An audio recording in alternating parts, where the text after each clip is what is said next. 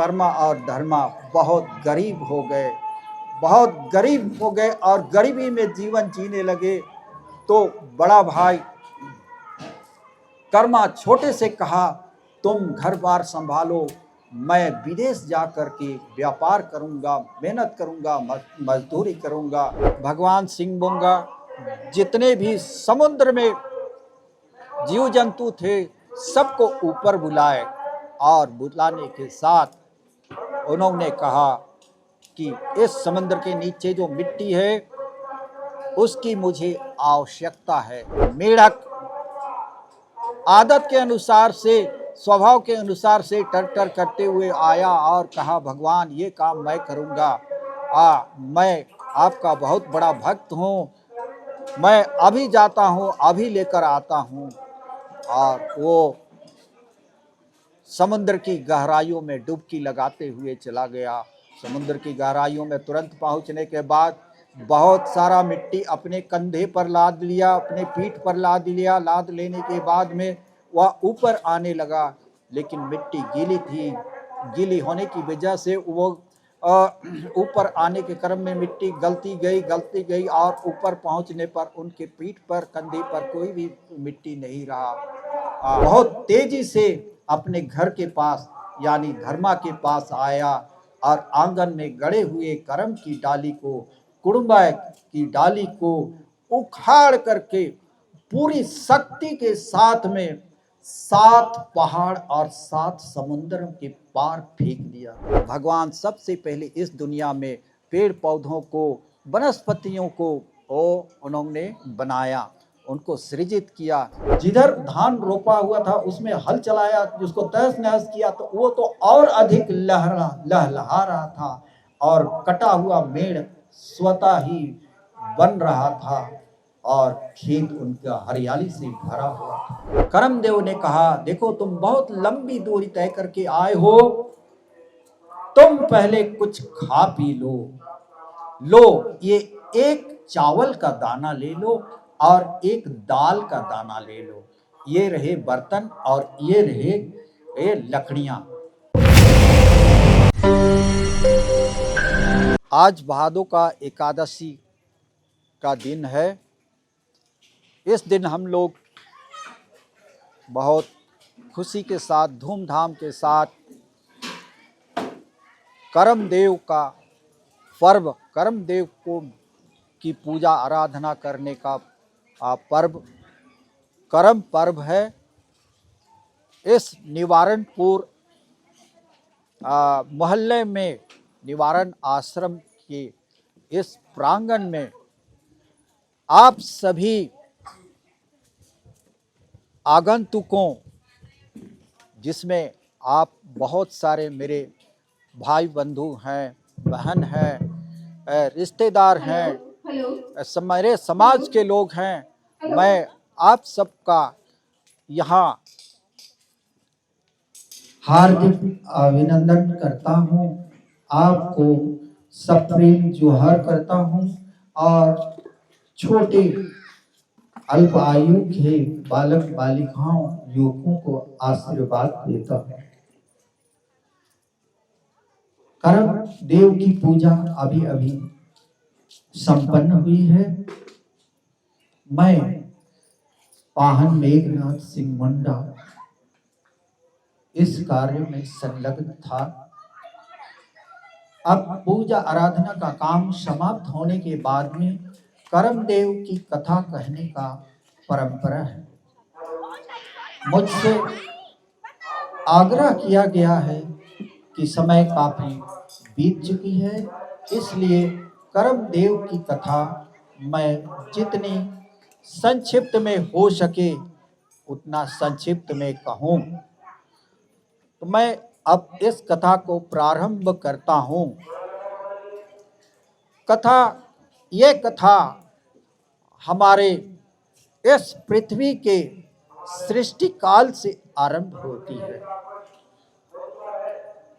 युगों युगों से चली आ रही कथा के अनुसार पहले इस दुनिया में जमीन नहीं था, जंगल और अन्य वनस्पतियां नहीं थी। कोई मानव जीव जंतु यहाँ नहीं था। इस दुनिया में सिर्फ पानी ही पानी चारों दिशा में था, यानी अथाह और बहुत विशाल समंदर था। ये पृथ्वी, ये मिट्टी जिस पर आज हम लोग चल फिर रहे हैं, जीवन जी रहे हैं, यह समुद्र की बहुत बड़ी गहराई के भीतर में था। एक समय की बात है, भगवान सिंह बोंगा और उनकी धर्म पत्नी देवी कुंवारी आसमान में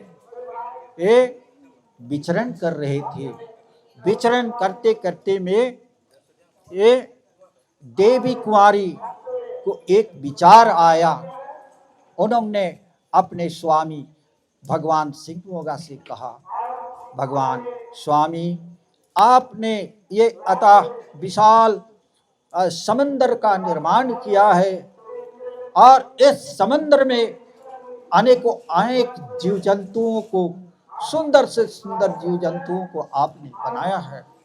यह अथाह समुद्र बहुत ही सुंदर है, बहुत ही सुंदर सुंदर जीव जंतुओं का वास है। क्या ही अच्छा होता एक और दुनिया होती।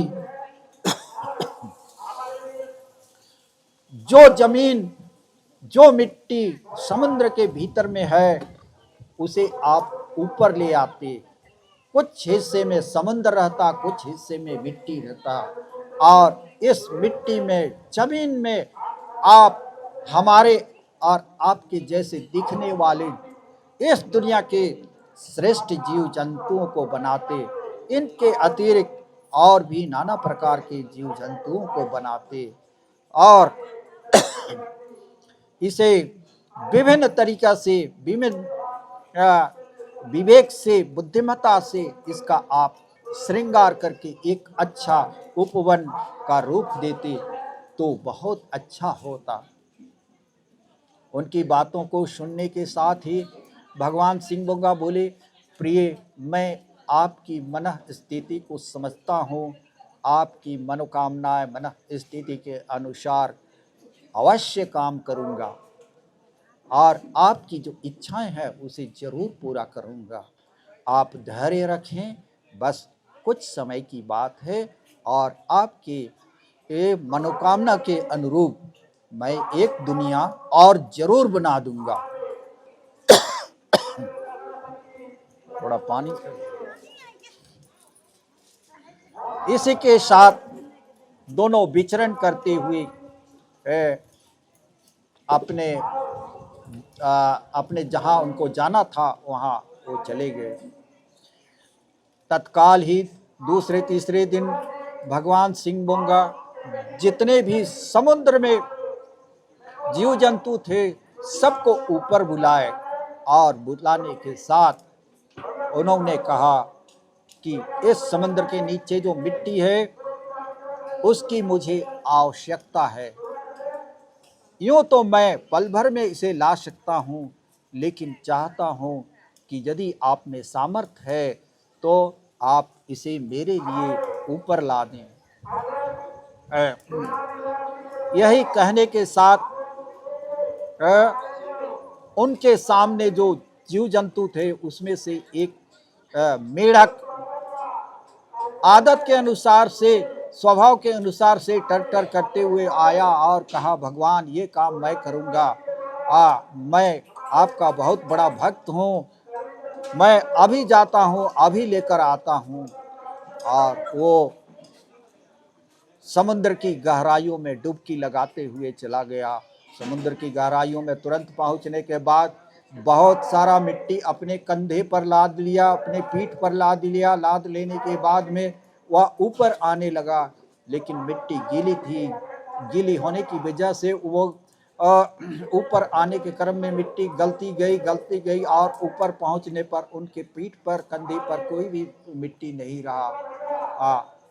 उनके बड़बोलेपन से नाराज होकर उन्होंने मेढक का, सिंह बोंगा ने मेढक का कान ऐंठ दिया तो कान, थोड़े से ऐंठने मात्र से उनके कान टूट गए और झूठ बोलने की सज़ा उसे मिल गई। उन्होंने रोते हुए कहा, भगवान अब मैं कुरूप हो गया, मेरे समाज में सब लोग मेरा हंसी उड़ाएंगे, मजाक उड़ाएंगे। उनकी रुलाई पर उन्हें भगवान को दया आ गई। दया आने पर उन्होंने कहा, चिंता ना करो, आज के बाद तुम्हारे मेढकों की समाज में, मेढकों की दुनिया में कोई भी मेढक का कान नहीं होगा। आज इसी तरह अगर हम देखें, वर्तमान समय में भी किसी मेढक का कान नहीं है। और इसी के साथ एक घमंडी जीव और था, उस वह था केकड़ा। केकड़ा बड़ा अकड़ दिखाते हुए सामने आया और कहा, भगवान ये मेढक तो निर्बल आदमी था, इसलिए एक कुछ भी नहीं ला सका, आपका काम नहीं कर सका। मैं सबल आदमी हूँ, अभी तुरंत मैं भी जाता हूँ, जा करके आपके लिए मिट्टी ले आता हूँ। उसी प्रकार वो भी ढो के ला रहा था, लेकिन उसके भी कंधे से, पीठ से मिट्टी गलकर फिर वापस समुद्र में चला गया। और उन पर नाराज होकर भगवान सिंह बुआ ने उसके सिर को जरा सा हिलाया, क्या उसका सिर टूटकर अलग हो गया। और मेढक की तरह ही केकड़ा भी रोने बिखलने लगा और क्षमा याचना करते हुए उनके पैरों में गिर गया। तो उनकी गिड़गिड़ाहट को, उनकी पीड़ा को देखते हुए भगवान सिंह बुआ ने उन्हें आशीर्वाद दिया, अच्छा जाओ, आज से तुम्हारा सिर तो नहीं रहेगा, लेकिन तुम्हारे 4 आँख होंगे।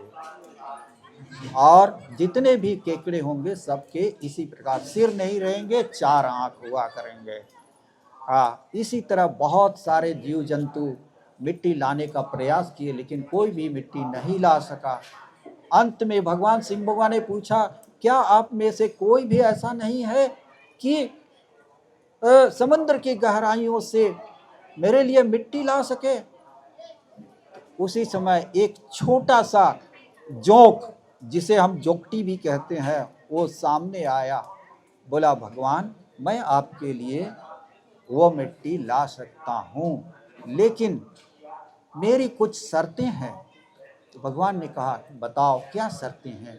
तब उन्होंने कहा, जब मैं मिट्टी लाने जाऊं तो मैं अपने शरीर को जितना बड़ा बनाना चाहूँ उतना बड़ा हो जाए, और मुझे जितनी शक्ति की ज़रूरत है मुझे उतनी शक्ति मिल जाए। तो भगवान ने कहा, जाओ, ऐसा ही होगा। तुरंत वह पानी में डुबकी लगाया। इसके साथ ही कुछ और जोंक थे, उन्होंने भी कहा, भगवान हमें भी ये आशीर्वाद दीजिए, हम भी जाएंगे मिट्टी लाने के लिए। वो सभी मिट्टी लाने के लिए चले गए। अपनी इच्छा अनुसार उनके शरीर बहुत विशाल, बहुत ज़्यादा लंबा हो गया और बहुत मोटा हो गया। बहुत मोटा होने के साथ साथ उनमें असीम शक्ति आ गई और अपने शरीर और अपने मुंह बड़ा सा खोल करके अंदर की मिट्टी को खाने लगे। उसमें मिट्टी तो था ही, कंकड़ पत्थर चट्टान भी सब आ गया। और उसको निगलने के बाद अपना पूंछ को समुद्र की ऊपर तक पहुंचा दिया। पहुंचाने के बाद वो पूंछ तरफ से उन मिट्टियों को निकालने, और क्योंकि बहुत सारे जोंक थे, इसलिए आज हम देखते हैं कहीं पर भारत है, कहीं पर ऑस्ट्रेलिया है, कहीं पर अमेरिका है, ये सारे जोंक अलग अलग जगह से मिट्टी निकाल रहे थे, इसलिए अलग अलग जगह ये मिट्टियाँ समुद्र के ऊपर में आ गई। जैसे ही ये मिट्टियाँ ऊपर आ गईं तो भगवान की कृपा से, उनके आशीर्वाद से ये मिट्टी फिर समुद्र की ओर नहीं धसी, ऊपर में ही रह गया। लेकिन वो इतने काम में, अपने काम में इतने व्यस्त हो गए कि वो आवाज देने पर भी ऊपर नहीं आने लगे। सबको कहने लगे, हे जोंको तुम ऊपर आ जाओ, काम में जितनी जमीन की आवश्यकता थी उतनी आ गई है, जल्दी आ जाओ। लेकिन वो आए नहीं आए तो भगवान ने कहा, अरे अब इन्हें कोई बुलाने जाएगा क्या? तो मगरमच्छ ने कहा, भगवान, मेरा रूप और मेरा बल से इस समंदर के सारे जीव जंतु कांपते हैं। अभी मैं जाता हूँ और उन्हें लेकर आता हूँ। मगरमच्छ समुद्र की गहराइयों में गया और उनकी ओर आवाज करते हुए बड़ा सा मुंह खोला, बड़े बड़े दांत निकाल करके, बड़ी बड़ी आंखें दिखाया। जब जोंकटियों को तो सारे भयभीत हो करके ऊपर की ओर भाग करके भगवान सिंह बुंगा के पास आए। सिंह बुंगा के पास आए तो वो बचाओ बचाओ की आवाज के साथ उनकी चरणों की ओर भाग रहे थे, और उन्हें देख करके बाकी जीव जंतु खूब जोर जोर से हंसने लगे। ये तो होते रहा, और इस प्रकार समुद्र की गहराइयों से मिट्टी आ गई। मिट्टी आने के बाद में भगवान सबसे पहले इस दुनिया में पेड़ पौधों को, वनस्पतियों को उन्होंने बनाया, उनको सृजित किया। जब इस दुनिया में पेड़ पौधे वनस्पतियां पूरी तरह से भर गई, तब इसमें अन्य जीव जंतु जैसे हाथी, बाघ, भालू, चीता, पक्षी वगैरह उनको बनाया। उनको बनाने के बाद वो जब पूरी तरह से इस दुनिया में छा गए, तब उन्होंने दो इंसानों को बनाया। और उन इंसानों के द्वारा उनका वंशज बढ़ने लगा। बढ़ते बढ़ते बहुत सारे इंसान हो गए, और इंसान जब काफ़ी संख्या में बढ़ने लगे तो गांव बन गया। गांव के बाद में प्रदेश बन गया, देश बन गया। इसी क्रम में एक देश बना, पूपा देश। पूपा देश में एक राजा हुआ। वो राजा बहुत ही दयालु, प्रतापी और कल्याणकारी राजा था। उसके कालांतर में उसके दो पुत्र हुए, कर्मा और धर्मा। सबका जीवन बहुत अच्छी तरह से चल रहा था, लेकिन समय ने करवट बदला, और राजा की मृत्यु के बाद कर्मा और धर्मा बहुत गरीब हो गए और गरीबी में जीवन जीने लगे। तो बड़ा भाई कर्मा छोटे से कहा, तुम घर बार संभालो, मैं विदेश जा कर के व्यापार करूंगा, मेहनत करूंगा, मजदूरी करूंगा और बहुत सारा धन कमाकर वापस आऊंगा। हम दोनों जब मैं धन लेकर आऊंगा तो खुशी से जिएंगे। इसी के साथ बड़ा भाई कर्मा धन कमाने के लिए बहुत दूर के देश में चला गया, और भाग्य ने, उनके मेहनत ने भी साथ दिया। वह अतः धन कमा भी लिया, अर्जित भी कर लिया। वर्षों बाद वह अतः धन, बहुत सारा धन लेकर के वापस आया। वापस आने के साथ उनके साथ में बहुत सारे नौकर चाकर और सिपाहियों भी थे। गांव के नज़दीक पहुंचने पर उन्होंने सोचा कि मैं अपने लिए तो इतना सारा धन लाया हुआ हूँ, लेकिन इसमें मैं अपने छोटे भाई को भी आधा हिस्सा देना चाहता हूँ, क्योंकि मेरा छोटा भाई मेरा घर बार, गांव देहात, सब कुछ, जगह जमीन, सब कुछ को संभाला है। वो अपना अच्छा दायित्व तो निभाया है, मैं उसे आधा धन दूंगा। लेकिन इसके बदले में, क्योंकि ये खुशी की बात है और मैं एक धनवान व्यक्ति बनकर आया हूँ, इसलिए छोटा भाई गांव के बाहर आकर मेरी आगवानी करे। तो यही बात के लिए उसने अपने दो सिपाहियों को वो अपने छोटे भाई के घर भेजा। जब दोनों सिपाही छोटे भाई धर्मा के आंगन में पहुंचे तो धर्मा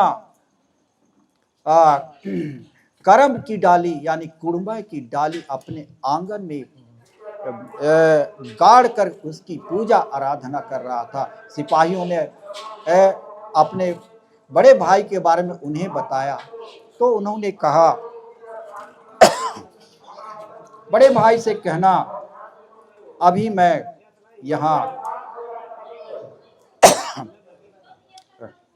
कर्मदेव की पूजा कर रहा हूँ। इस आंगन में 700 गोपियां और 700 रावण खुशी में, उन्माद में नृत्य कर रहे हैं, गा रहे हैं, खुशहाली मना रहे हैं। मैं उनकी सेवा सुसार कर रहा हूँ। भाई से कहना मैं थोड़ी देर बाद आगवानी के लिए आऊँगा। लेकिन काफ़ी देर बीत जाने के बाद जब छोटा भाई धर्मा आगवानी के लिए नहीं गया तो पुनः उसने 2 सिपाहियों को वो भेजा और वही संदेश कहलवाया। लेकिन इस बार भी धर्मा वही जवाब दिया। तब गुस्से में बड़ा भाई कर्मा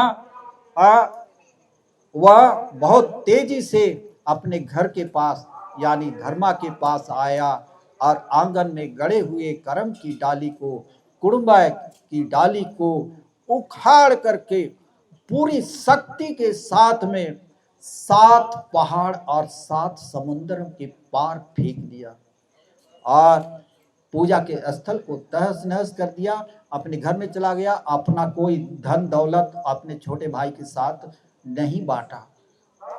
इसी तरह से समय बीतते रहा। धर्मा धार्मिक आदमी था, वह बहुत खुशी से रह रहा था। लेकिन बड़े भाई कर्मा की आर्थिक स्थिति दिन पर दिन खराब होती चली गई और एक दिन ऐसा अभी आया कि कर्मा बहुत निर्धन हो गया। निर्धन होने के बाद दूसरों के यहाँ मजदूरी करने लगा।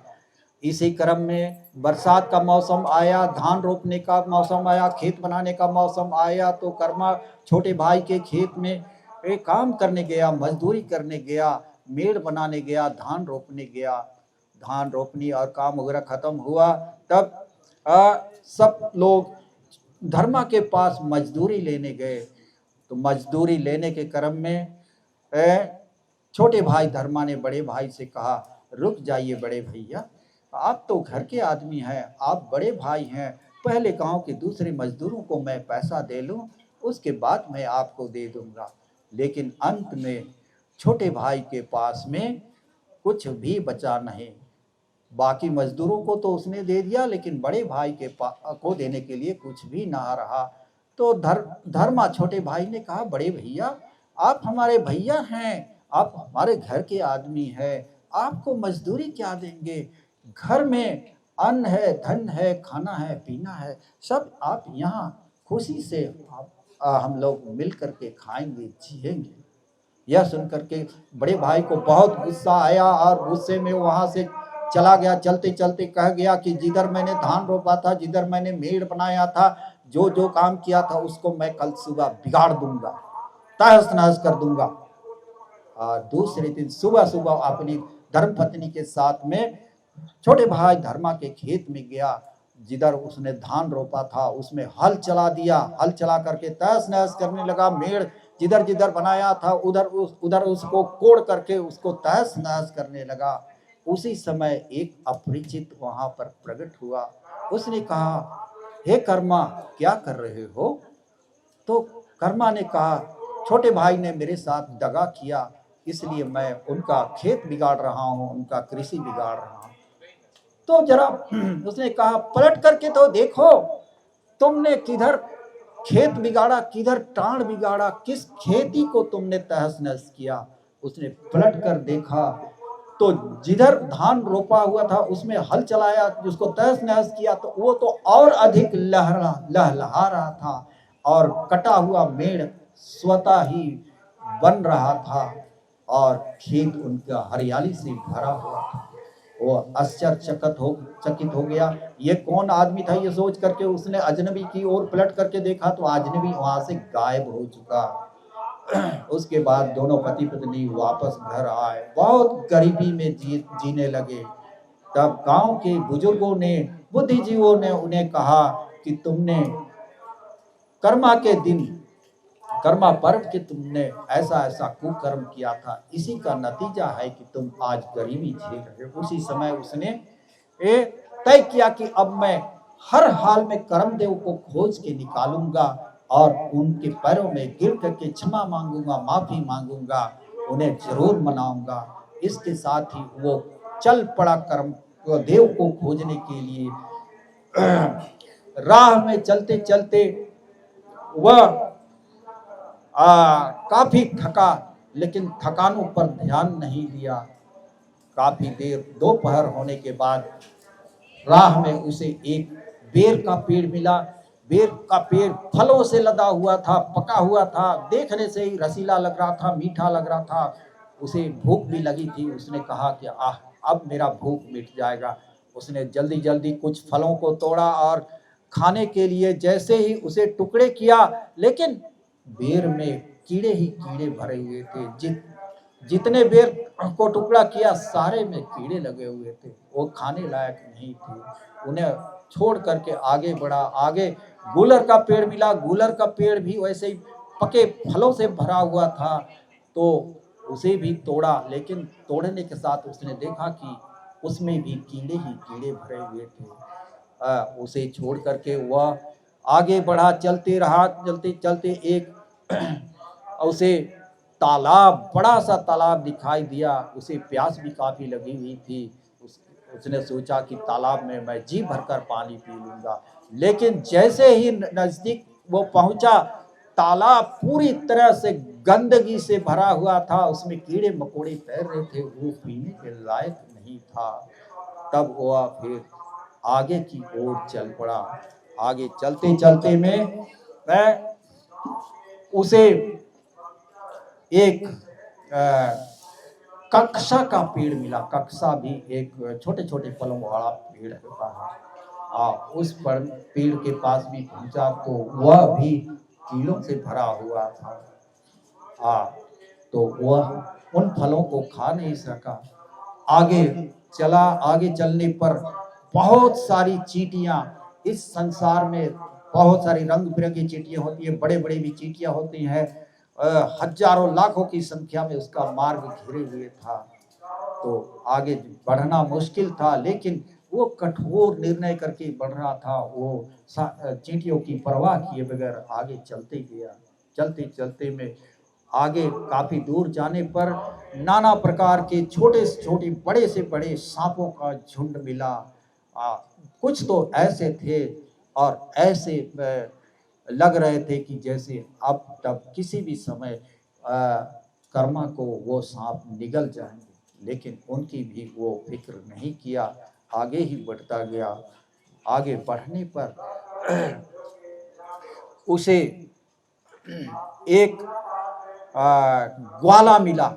ग्वाला दूध दूह रहा था, तो सोचा कि अब मैं इनसे दूध मांगकर ही वापस दूध मांगकर पी लेता हूँ, प्यास बुझा लेता हूँ, भूख। लेकिन जैसे ही ग्वाले के पास पहुंचा, ग्वाला का हाथ गाय बैलों के थन में वो सट गया। सट जाने के बाद वो दूध दूह नहीं सका और वहाँ दूध वो पी नहीं पाया।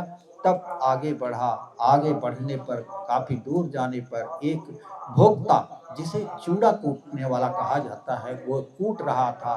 कूटते कूटते में जब उसके पास में पहुंचा, कूटने वाले के पास में पहुंचा, तो सोचा कि मैं अब इनसे चूड़ा लेकर के मांग करके खा लेता हूँ। लेकिन जैसे उसके यहाँ पहुंचा, चूड़ा कूटने वाला का पैर और शरीर ढेंकी में सट गया। उसकी पत्नी सूप से चूड़ा फटक रही थी, लेकिन वो भी, उनके हाथ भी सूप में अटक कर रह गए। वे लोग चूड़ा नहीं दे सके। तब वो आगे बढ़ा। आगे बढ़ते बढ़ते में एक विशाल नदी मिल गया। वह इतना चौड़ा था कि उसे तैर कर पार करना बहुत मुश्किल था, असंभव सा था। अब वहां बैठ करके वो रुआसा सा हो गया, निराशा सा हो गया और उसने कर्मदेव को याद किया।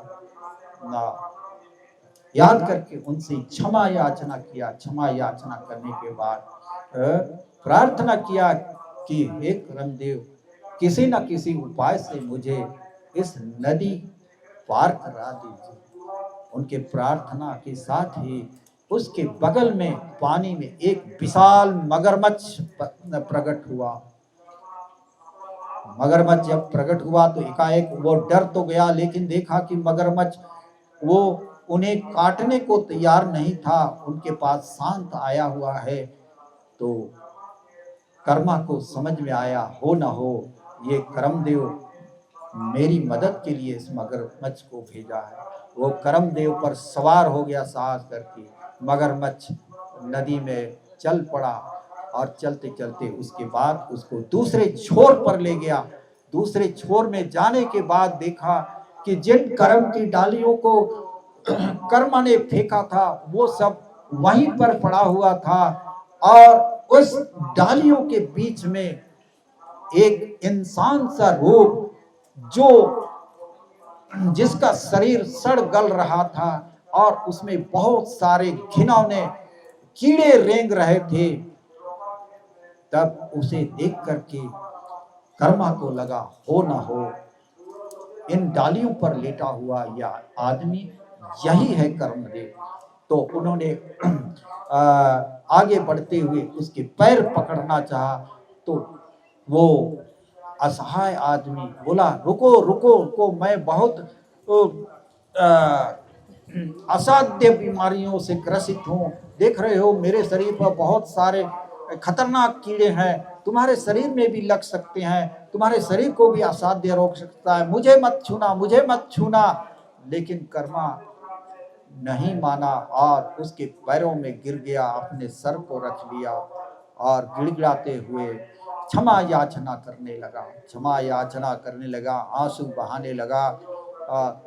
तब कर्मदेव को उन पर दया आई और अपने असली रूप में प्रकट हो गए। प्रकट होने के बाद कर्मदेव ने कहा, देखो तुम बहुत लंबी दूरी तय करके आए हो, तुम पहले कुछ खा पी लो। लो ये एक चावल का दाना ले लो और एक दाल का दाना ले लो, ये रहे बर्तन और ये रहे ये लकड़ियां। तुम यहाँ आग जलाओ और जला करके खिचड़ी बना लो, खा पी लो और सुस्ता लो, उसके बाद मैं तुमसे इत्मीनान से बात करूंगा। पहले तो वह आश्चर्यचकित हो गया, एक चावल और एक दाल, मेरा पेट क्या भर सकेगा? लेकिन देव का आज्ञा था, कहना था, इसलिए वो आग जलाया, चूल्हा बनाया और उस पर खिचड़ी बनाने लगा नदी से पानी लेकर के। लेकिन देखते देखते पकते पकते में उसके बर्तन पर लबालब खिचड़ी पककर तैयार हो गया। वो बड़ा आश्चर्य किया, साथ ही उसे महसूस हुआ कि हाँ ये देव है तो ऐसा संभव है। और उन्होंने थोड़ा खिचड़ी पहले कर्मदेव को देना चाहा, लेकिन कर्मदेव ने कहा, देखो मैं देव हूँ, मुझे भूख प्यास नहीं लगती, इसलिए तुम इसे स्वयं ही खा जाओ।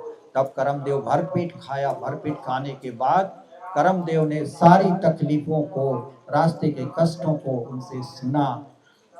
तब कर्मा ने कहा, चलिए मेरे गांव घर चलिए, मेरे अखाड़ा में चलिए, मैं आपका दिल से बहुत खुशी से, श्रद्धा से, भक्ति से मैं आपकी सेवा सुसार करूंगा, कोई गलती नहीं करूंगा। लेकिन कर्मदेव ने कहा, सब कुछ समय पर होता है, समय बीत गया, अब तुम अगले साल भादों के एकादशी के दिन कर्म पेड़ लाकर वहां गाड़ना और मेरी पूजा पाठ करना, मैं वहां जरूर आऊंगा और तुम जो भी मांगोगे, जो भी याचना करोगे, मैं तुम्हारी मनोकामनाओं को, याचना को जरूर पूरा करूंगा, तुम अभी यहाँ से लौट जाओ। उनके कहने पर वो वापस लौट पड़ा। रास्ते में उसे पुनः भोक्ता, जो चूड़ा बनाने वाला वो मिला। इस बार किसी तरह का कोई अप्रिय घटना नहीं हुआ। भोक्ता ने सूप भर करके उसे चूड़ा दिया।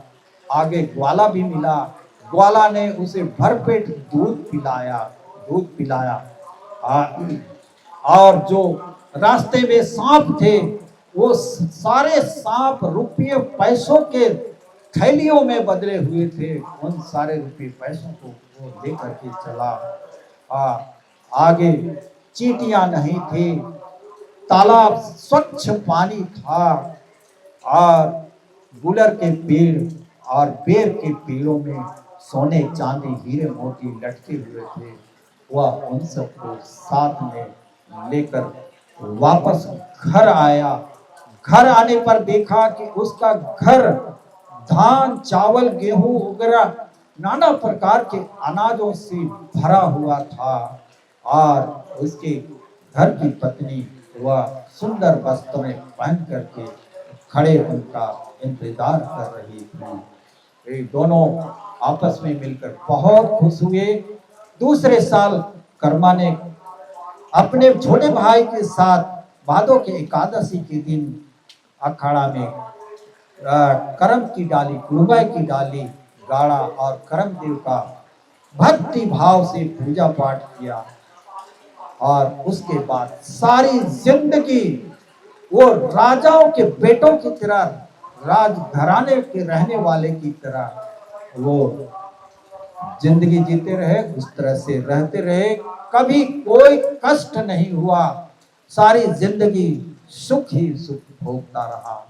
उसी समय से ये करम देव की पूजा अर्चना का ये धार्मिक कार्य अब तक चला आ रहा है। करम देव हम मानव पर असीम कृपा करते हैं। मेरी उनसे पुनः प्रार्थना है कि हम सबके ऊपर में करम देव की असीम कृपा इसी प्रकार बनी रहे जैसा कर्मा के ऊपर में उसने कृपा दिखाई थी। यह कर्म की कहानी यहीं समाप्त होती है। धन्यवाद।